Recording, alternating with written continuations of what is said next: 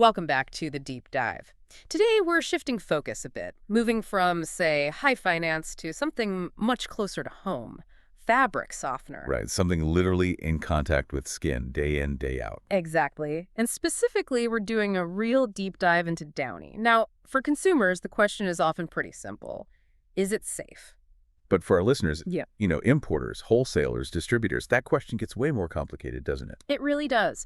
We need to unpack what happens when those ingredients, the things giving that softness and scent, suddenly become a major risk.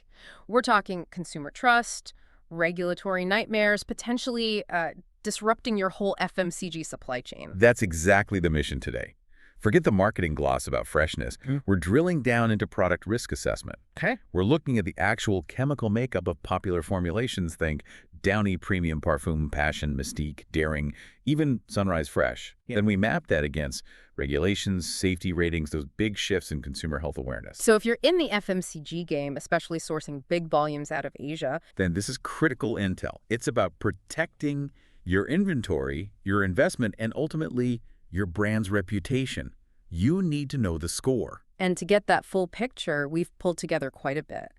Detailed chemical analyses, safety ratings from groups like the EWG, the Environmental Working Group. And they're influential. Definitely. And also, crucial commercial context, insights from a major grocery wholesaler based right there in Asia, someone who really knows the demand, the distribution, especially for these specific Downy types coming out of places like Vietnam. So the goal is to arm you, our listener, with everything you need for genuinely informed sourcing decisions, particularly when you're dealing with that huge export market. All right, let's get into the nuts and bolts. Or maybe the chemistry of it, that silky feeling people love. It's not just clean clothes, is it? How does Downy actually do that? Well, it's interesting because it's less about cleaning and more Right. about depositing something. Fabric softeners work by leaving behind a very thin microscopic chemical layer on the fabric fibers. A coating, essentially. Exactly, a chemical coating. This layer acts like a lubricant, reducing the friction between the fibers. Less friction, smoother feel. That's the softness. And the main chemicals doing that job are these quaternary ammonium compounds, quats. That's right, quats. And in many modern liquid softeners, including those key Downy products, the workhorse is usually diethyl ester dimethylammonium chloride. Okay, say that again. Diethyl ester dimethylammonium chloride. It's a specific quat derivative. The key thing is it carries a positive ionic charge. And fabrics? Fabrics, especially wet ones, tend to have a negative charge. So positive meets negative, they bond strongly. That's how the coating sticks so well to the fabric. Effective softening them. Very effective. But that strong bond is also why the residue is hard to get rid of. And, well, that's where the health concerns start kicking in. The acute health concerns, right. Things people notice pretty quickly. Absolutely. Quats might soften fabrics, but they're also known skin sensitizers. And respiratory irritants, too. So we're talking rashes, maybe breathing issues. Yes. The analysis links them directly to skin irritation, allergic contact dermatitis, things like that. And because that coating stays on your clothes, your sheets, your towels, Yeah. it's prolonged contact right against the skin. And you mentioned vulnerable populations earlier. This is a big deal for certain consumer groups, isn't it? That drives retail decisions. It really does. People with existing skin issues like eczema or dermatitis, their skin barrier is already weaker. Quats can penetrate more easily, trigger inflammation, big problem. Okay. And then you absolutely have to think about infants and children. Their skin is much more permeable. They have a larger skin surface area relative to their body size, and their systems are still developing, less efficient at handling chemical exposures. So if you're a distributor dealing in baby care items, sourcing something loaded with these chemicals. It's a significant risk, ethically and commercially. Yeah. A huge liability. Okay, so quats are the main softening agent, the concern there. But these aren't simple products. What else is in the mix that adds to the risk? Well, beyond the quats, you've got preservatives.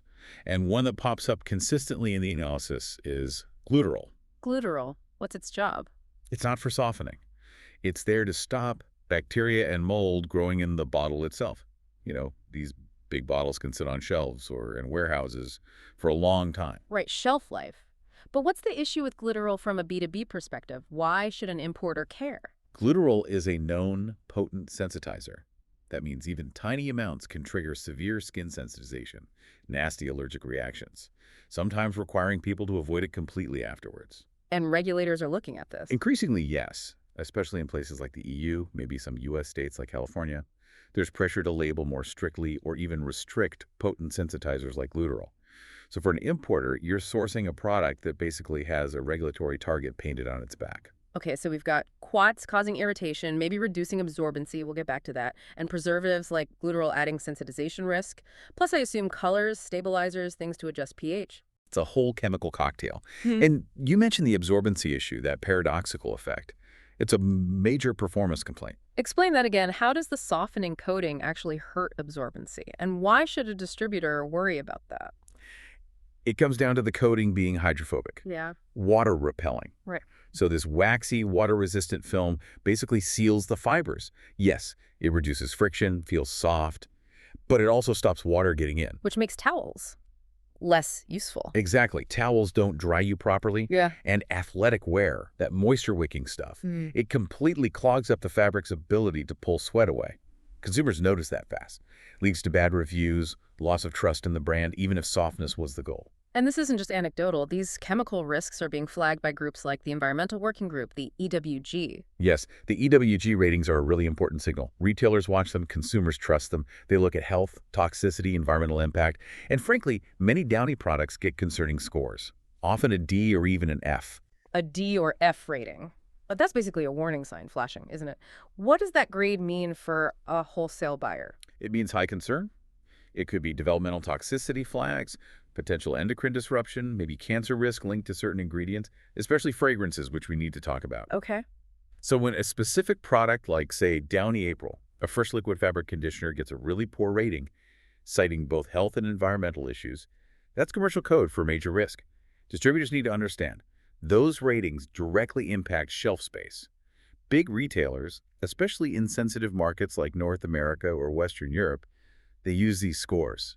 A bad score can lead to delisting. So consumer boycotts, trouble meeting import standards. Exactly, and potentially costly recalls if regulators step in based on those ingredient classifications. It's a direct line from chemical risk to commercial liability. Okay, so the direct contact risk from quats is one piece.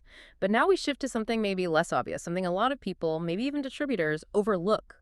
The risk from breathing it in, activated by heat. This is crucial. We're talking about what happens when you wash clothes in hot water, or, more commonly, when you put laundry treated with these softeners, especially the heavily fragranced ones like Downy Premium Parfum, into a hot dryer. The product changes state, essentially. Precisely. It goes from being a liquid coating on the fabric to becoming an airborne chemical delivery system. Heat is the trigger. How does that work? When that chemical layer heats up, the synthetic fragrances, the solvents, all those additives, they volatilize, they turn into gas. They release volatile organic compounds, VOCs, straight into the air. So that strong smell coming from the dryer vent. That is VOCs being released. You're literally smelling airborne chemicals. And this isn't just theory. There's solid research behind this, right? Like Dr. Steinman's study back in 2011. Yes, the University of Washington study. It was pretty groundbreaking and honestly quite alarming. They actually sampled the air coming directly out of dryer vents in homes using standard scented laundry products. And what did they find? They identified over 25 different VOCs in those emissions. 25. And get this. The EPA classifies 7 of those specific VOCs as hazardous air pollutants. Hazardous air pollutants. Okay, these aren't just nuisance smells then. Not at all. These are chemicals with known risks to human health, to the environment, established risks. And the source material highlighted 2 specific chemicals found in those emissions that are particularly worrying. Carcinogens with known safe level. That's the most critical finding, really. The presence of acetaldehyde and benzene in the dryer vent emissions. Benzene, like industrial solvent benzene. The very same. A known human carcinogen. Acetaldehyde is also classed as a probable human carcinogen. And when scientists say no established safe exposure threshold, it means any exposure carries some level of risk. There's no concentration considered safe. Okay, hold on. Benzene. That sounds extreme. How solid is this research? And if it's releasing known carcinogens, why isn't the stuff banned everywhere? Our audience needs to understand this nuance. The research is very solid. Yeah. Peer-reviewed, widely cited. The reason for no universal ban is complex. First, the emissions happen during use, in the home, not in the factory, which makes regulation trickier. Right, it's not an ingredient, it's a byproduct of use. Often, yes. Benzene is frequently a trace byproduct, formed when other components, especially petroleum-based solvents in the formulation, break down under heat. It's not usually added deliberately. Okay. And third, these studies challenged the old way of thinking, which just looked at the liquid product itself, not the gases released when the consumer actually uses it. But for you, the importer, the risk is the same. Every time someone dries clothes treated with Downy, there's a potential release of cancer-causing chemicals inside their home. So these VOCs are coming from the breakdown of various ingredients, fragrances, solvents. Exactly. The synthetic fragrances are a big source. They often contain synthetic musks designed for slow release, but heat speeds that up dramatically. Then you have the solvents and stabilizers used to keep the product stable in the bottle. Heat them up, and those petroleum-based ones can degrade into benzene compounds. It's like a chemical reaction happening in your dryer. Let's talk respiratory health more specifically. The analysis connects this to how organizations like the AOEC classify QOTs. Right, the Association of Occupational and Environmental Clinics. They classify several QOTs, including things like benzalkonium chloride, which is structurally similar to the main QOT in Downy, as asthmagens. Asthmagens, that sounds worse than just irritants. It is. An asthmagen doesn't just trigger an existing asthma attack. It can actually cause the airways to become sensitized. It can lead to the development of asthma or make existing asthma permanently worse. It changes how your lungs react, potentially for life. That's a critical distinction. And because these QOTs stick so well to fabric, it's not just a one-off exposure, is it? No, it's chronic. That residue is embedded in your bed sheets you sleep in for hours, in the clothes you wear all day, the towels you use. It creates this constant low-level source of inhalation risk. You're breathing it in slowly, persistently, especially risky for kids whose lungs are still developing. How serious is this inhalation risk compared to other known indoor triggers? The analysis puts it on par with things like pet dander or dust mites, well-known triggers for asthma and allergies. Think about that. People are trying to create a clean, comfy home, but their laundry routine could be pumping persistent respiratory irritants and potentially carcinogens into their indoor air. This whole issue, risk during use versus risk of the liquid product, that must be a nightmare for importers doing due diligence, especially sourcing from places like Vietnam. It's a massive headache. Yeah. You rely on the safety data sheet, the SDS, Sure. right? But the SDS describes the risks of the liquid product sitting in a drum or bottle. But the biggest emission risk, the VOCs, the benzene, that happens during use, during drying. The standard SDS often doesn't cover the toxicology of what happens when the product volatilizes or breaks down under heat in the consumer's home. So you could be compliant on paper based on the liquid. Exactly. But you're completely exposed when that product hits a market like the EU or parts of the US with stricter air quality rules or specific chemical mandates like California's Prop 65 targeting airborne carcinogens.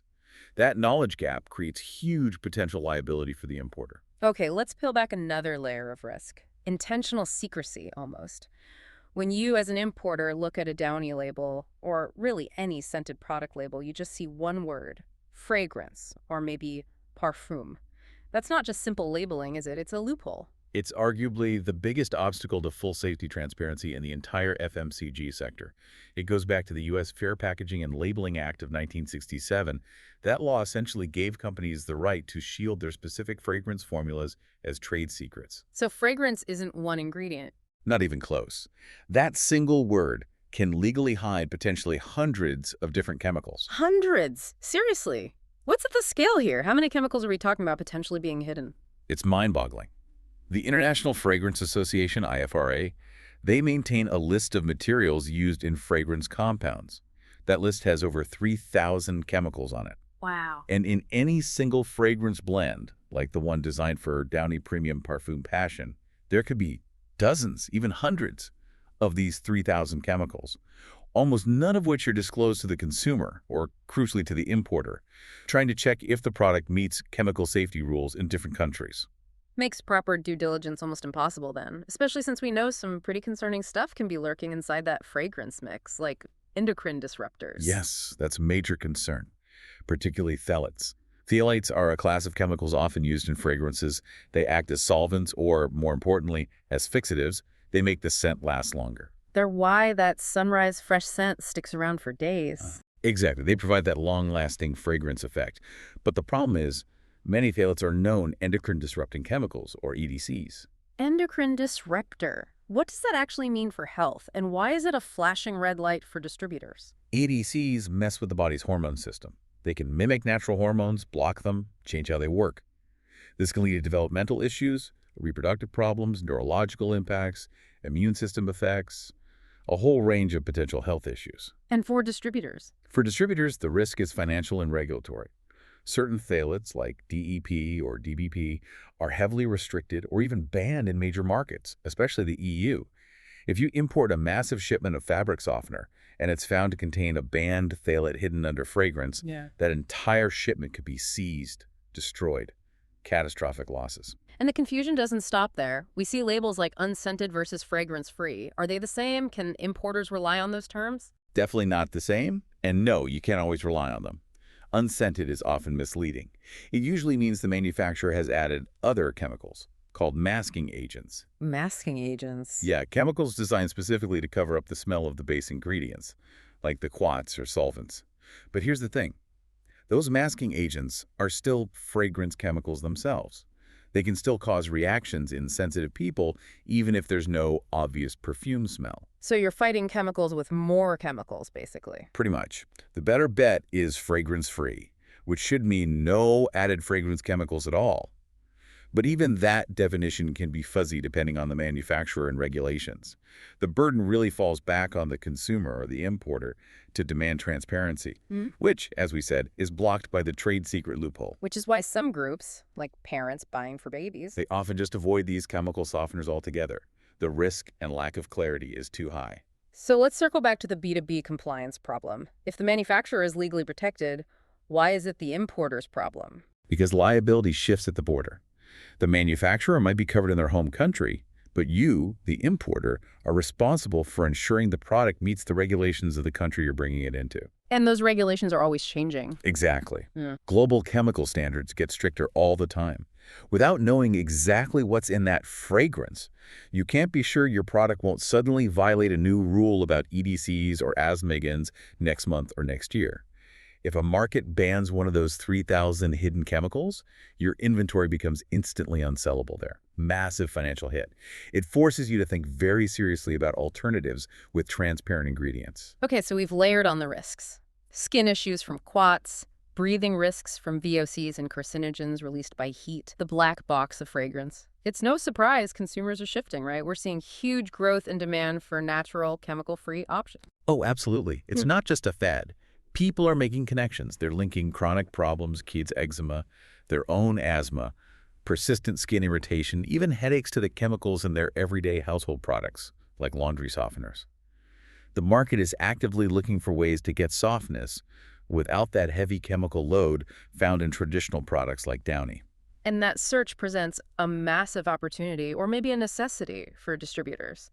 If the big volume Downy formulas carry these significant risks, what are the reliable, effective, natural alternative that distributors should be stocking right now as a way to manage that risk? The analysis points to 4 really solid, low-risk options that should definitely be on a distributor's radar.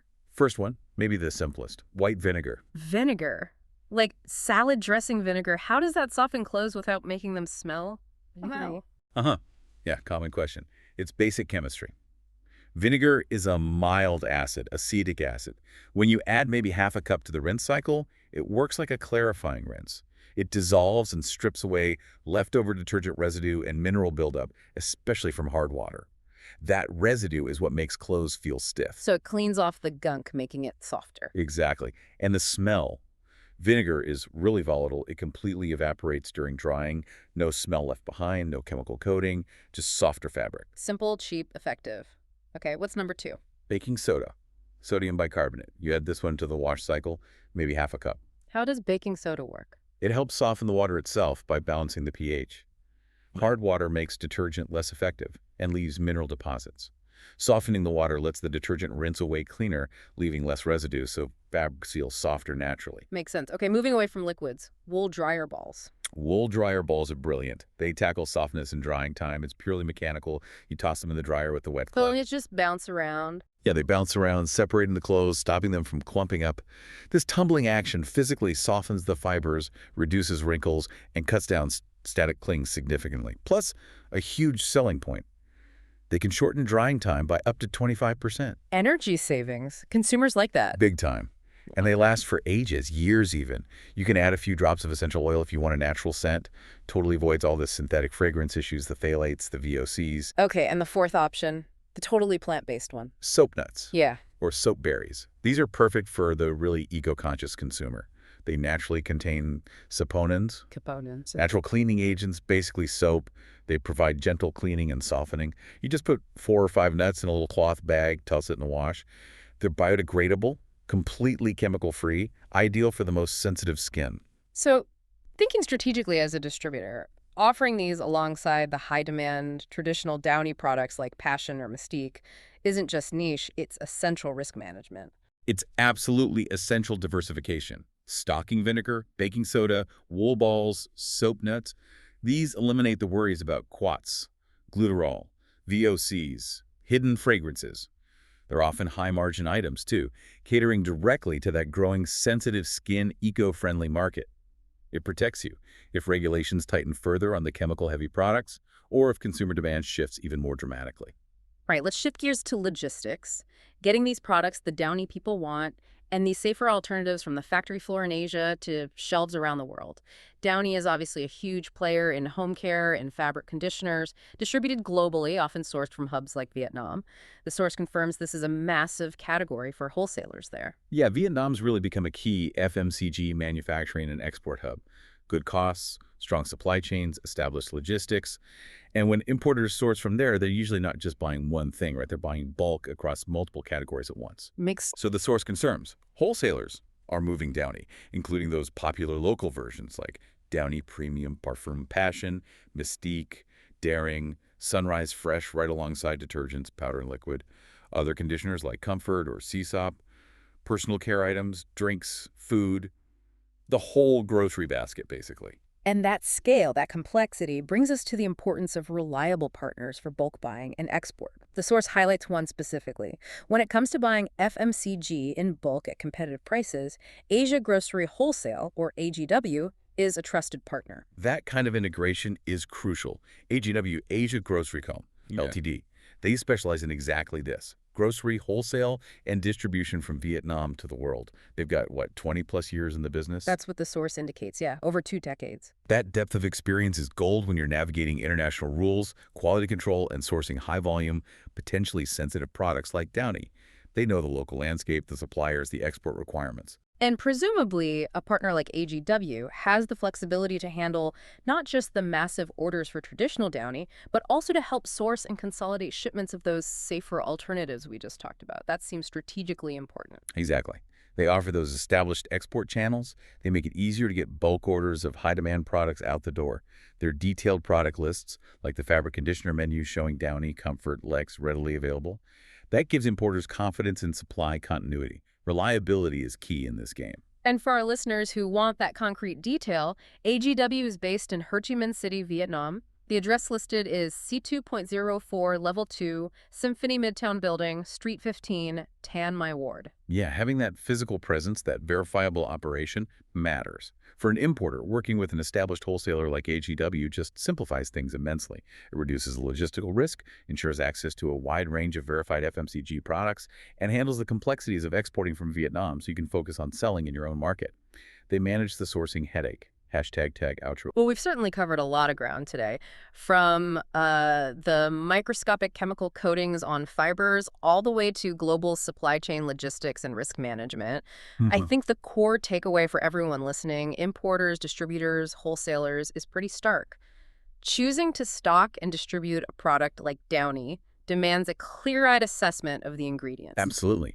Understanding the risks tied to quats, to glutarol, recognizing the complete lack of transparency around fragrance, and crucially, factoring in those hidden risks that emerge during use of the VOCs, the carcinogens like acetaldehyde and benzene released by heat. The professional choice, the smart choice, has to be the informed one, especially with products that touch health so directly. Which leads to that final thought, that question for you, the listener, to really chew on. Given this regulatory landscape where hundreds of chemicals can legally hide behind the word fragrance, how do you, as a wholesale buyer, need to fundamentally change your due diligence? You can't just trust the label anymore, can you? not for these high-volume health-related categories. So what's the answer? Well, you either need to demand much deeper, verifiable safety data that goes beyond the label, or you make the strategic pivot. Diversify into those demonstrably safer, chemical-free, or transparently formulated alternatives. That's how you ensure long-term viability and global compliance. And to put that strategy into action, to manage your risk, and to secure reliable sourcing for both the high-demand Downy lines and those crucial safer alternatives, partnering with experts like Asia Grocery Company, Ltd., AGW makes a lot of sense. Definitely. We encourage you to check out their website. It's egrocery.asia.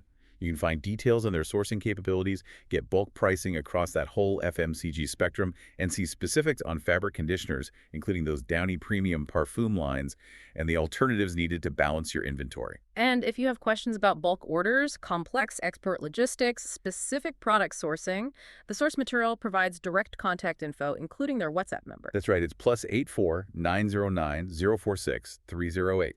Reach out to them directly. Excellent. Stay informed, stay strategic, and we'll catch you on the next deep dive.